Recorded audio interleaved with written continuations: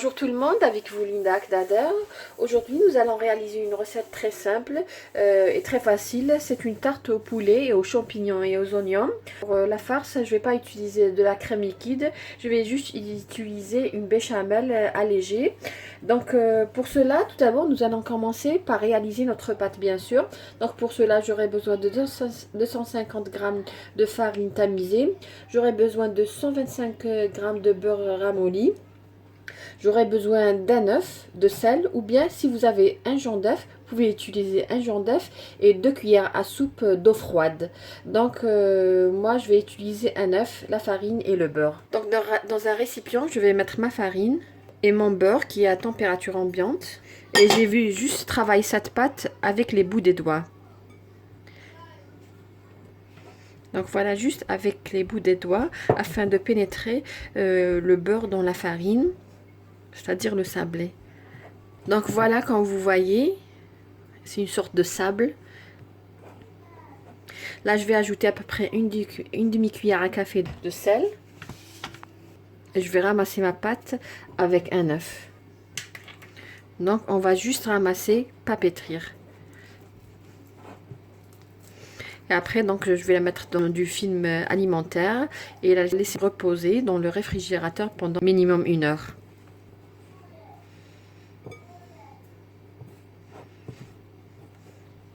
Donc voilà, je l'ai ramassée. Donc je vais juste la ramasser, c'est tout. Donc là, nous allons réaliser notre sauce béchamel. Là, comme vous voyez, j'ai du beurre fondu. Donc j'ai fait fondre 2 cuillères à soupe de beurre. Donc là, je vais hors du feu, je vais ajouter 2 cuillères à soupe de farine bombée. Donc à peu près 50 grammes. 50 grammes, donc à peu près. Je vais bien mixer notre farine avec le beurre. Donc là, je vais remettre sur un feu moyen. Donc là, je vais ajouter un demi-litre de lait. Et je continue à remuer jusqu'à épaississement de ma béchamel. C'est pas une béchamel qui sera très consistante, mais qui sera un petit peu liquide. Et tout à l'heure, donc je vais ajouter à cette béchamel une préparation. Entre temps, j'ai mis un blanc de poulet dans de l'eau salée. Je vais le faire bouillir. Après, je vais le couper en petits morceaux que je vais ajouter à mes champignons, à mes oignons. Et que je vais ajouter à cette béchamel et ajouter du fromage. Donc cela constituera la farce de ma tarte au poulet. Comme vous voyez, ma sauce commence à épaissir. Donc voilà, elle devient un peu plus épaisse. Donc je vais saler, pas trop, parce que tout à l'heure je mettrai dans la farce un peu de sel, du poivre noir et un peu de noix de muscade. Voilà.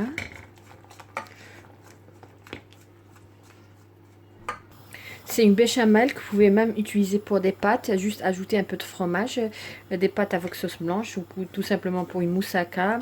Donc c'est une recette que vous pouvez utiliser dans même des gratins. Ma béchamel elle est prête. Maintenant je vais passer à la farce. Pour ma farce, là j'ai pris une poêle, donc j'ai mis à peu près 1 cuillère à soupe de beurre ou de margarine. Je vais ajouter ici, j'ai un oignon, un grand oignon que j'ai coupé en lamelles. Donc je vais faire revenir jusqu'à il obtient une couleur dorée. Donc mon oignon est translucide comme vous voyez. Je vais ajouter le blanc de poulet que j'ai fait déjà cuire dans de l'eau salée. Donc c'est un petit blanc de poulet, vous n'avez pas besoin d'une grande quantité.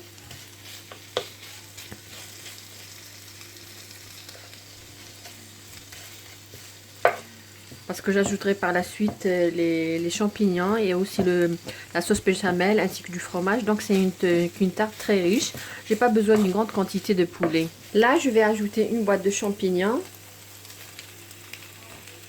Je vais ajouter un petit peu de poivre.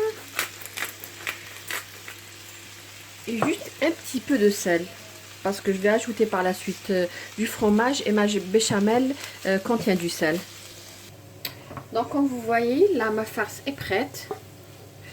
Ma béchamel est prête aussi. Donc je vais mélanger ma farce à la béchamel. Entre temps, j'ai préchauffé mon four à 180 degrés. Donc je vais sortir ma pâte du réfrigérateur. Voilà, je vais bien mélanger. C'est une farce très très bonne. Donc là, je vais ajouter, donc c'est facultatif, je vais ajouter une poignée de fromage cheddar. Voilà. Si vous n'avez pas du fromage râpé, vous pouvez utiliser des fromages 2 ou 3 fromages portions. J'avais oublié de dire, donc c'est facultatif, vous pouvez aussi ajouter du persil. Moi j'ai du persil qui est sec, donc je vais ajouter un petit peu. Donc voilà ma pâte, je vais la travailler un petit peu pendant 30 secondes parce qu'elle était dans le réfrigérateur. Je vais étaler ma pâte. Donc je vais rouler ma pâte sur le rouleau.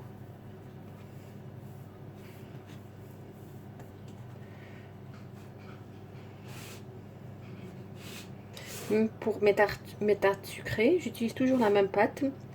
J'ajoute juste un peu de vanille et à peu près 90 g de sucre glace, donc l'équivalent à peu près de 3 cuillères à soupe jusqu'à 4 cuillères à soupe de sucre glace pour des tartes sucrées.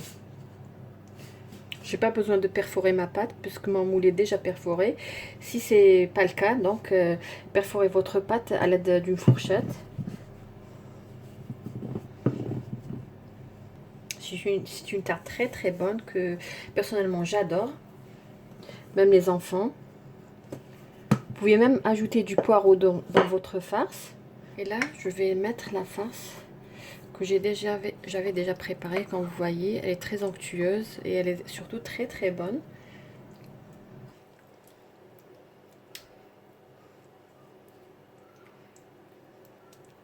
Donc là, je vais enfourner ma tarte à 180 degrés. Donc jusqu'à ce qu'on voit les bords commencer à prendre une belle couleur dorée, puisque ma face, elle est déjà cuite. Voilà, ma tarte est prête. Comme vous voyez, j'ai coupé un petit morceau pour que vous puissiez revoir la texture. Voilà, elle est croustillante. La pâte, elle est croustillante et très tendre. La farce est très tendre et très légère. Comme vous voyez, une belle dorure.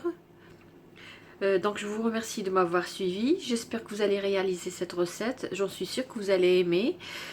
Si vous êtes nouvelle, n'oubliez pas de vous abonner et de cliquer sur la cloche afin de recevoir toutes notifications. N'oubliez pas de cliquer sur j'aime et de laisser un petit commentaire. Et aussi si vous avez envie, quand vous réalisez quelques recettes, donc juste mentionnez dans le commentaire et on fera tout notre possible pour réaliser. Sur ce, je vous dis merci et à la prochaine.